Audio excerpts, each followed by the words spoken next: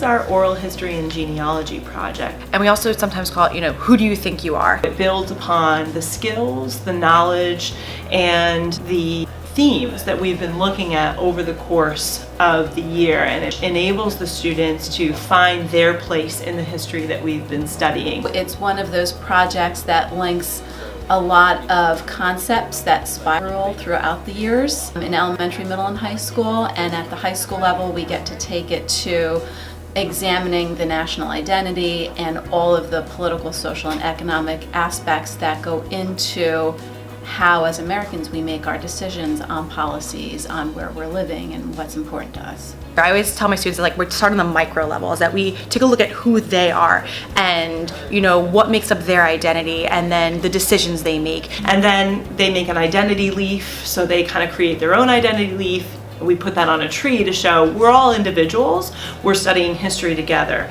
And then we branch out to looking at the history that we start with. And in this course, we start in the 1790s, so colonial era. And then we say about 1790s. These are all individuals.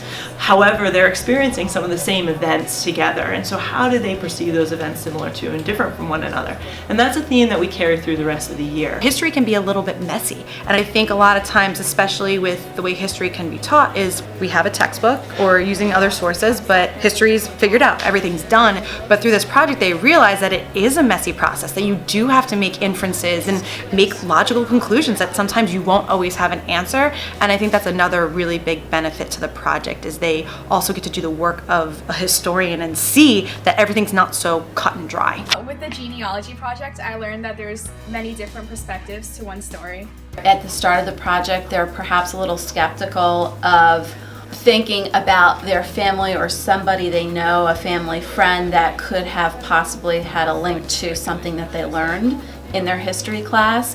And what they uncover is a lot of things that they didn't really know about their moms or their uncles or their family's experiences. During my genealogy projects, I found out stuff about my family that I never would have learned anywhere else. Like, I went back and I ended up finding out that one of my great-great-great-great-grandparents actually was a participant in the Civil War for the Union.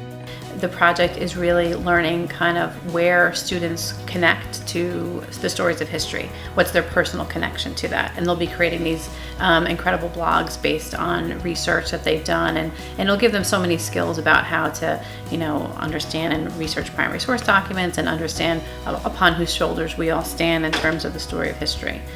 In the oral history project, I was able to connect with my grandparents' struggles as they were teenagers.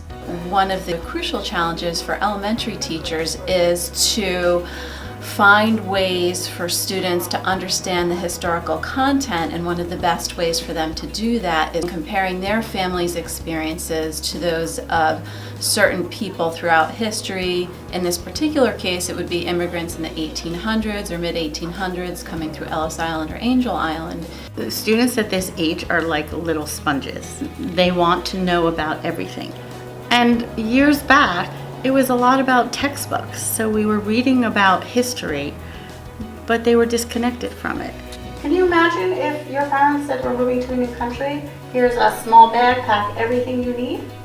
By doing oral history, by them finding out where they came from, makes a connection for them. That's the best way for them to remember things.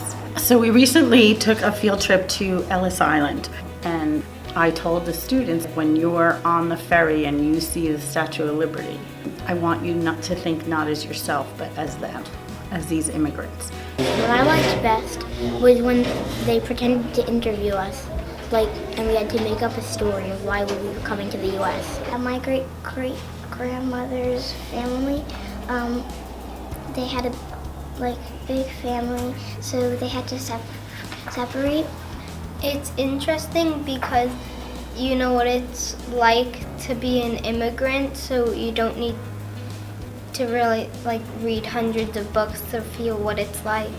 I think sometimes we lose sight of, history is just a bunch of old, rich, dead white guys. Where do I fit into this? So I always tell my students, we hold George Washington on a pedestal, and rightfully so, but he was a real person who had to make real decisions. Things he had struggles and obstacles just like each one of us. And that's where I think identity is really important. And that's the theme that we weave throughout the entire year, is how does the US develop its identity? And that's what we keep coming back to over and over again.